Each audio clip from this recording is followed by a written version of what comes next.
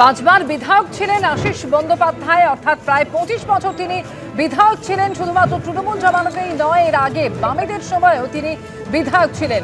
দীর্ঘদিন ধরে সক্রিয় রাজনীতি করে আসা আশিস বন্দ্যোপাধ্যায় যদিও গত কয়েক মাসে বিশেষ করে বিধানসভা ভোটে পরাজয়ের পর থেকে তাকে আর সক্রিয় রাজনৈতিক কর্মকাণ্ডে দেখা যাচ্ছিল না। তার পরিবারের সদস্যরা ভেঙে পড়েছেন এই ঘটনায়। ভাইপো কি বলছেন শোনাবো।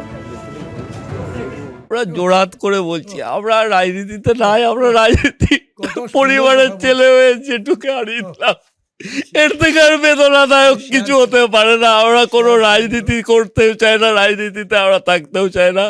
যেটুকু রাজনীতির কেরিয়ার জীবনে কেউ কোনোদিন একটা গায়ে কাদা দিতে পারেনি, কিন্তু লোকটাকে তো আজকে চলে যেতে হলো। কে কি হারালো জানি না, আমরা আমাদের ঘরের লোক হারালাম। আমরা এই রাজনীতিতে আর নাই, কোনো রাজনীতি যেটুকু নিয়ে আমরা কোনো রাজনীতি করতেও চাই না। আপনাদের কাছে হাত জোর করে বলছি, আমরা আর আমাদের দিক থেকে পরিবারের কেউ, পরিবারে বলতে গেলে তা আমি আর দাদা, আমি ওকালতি নিয়ে ব্যস্ত থাকি, দাদা বাইরে থাকে, আমাদের কাছে সেই সময় নাই। জেঠুর রাজনীতি দেখে আমাদের যেটুকু ইন্সপিরেশন, জেঠু যেখানে রাজনীতির জন্য চলে গেল, আর সেখানে আর রাজনীতির কথা আছে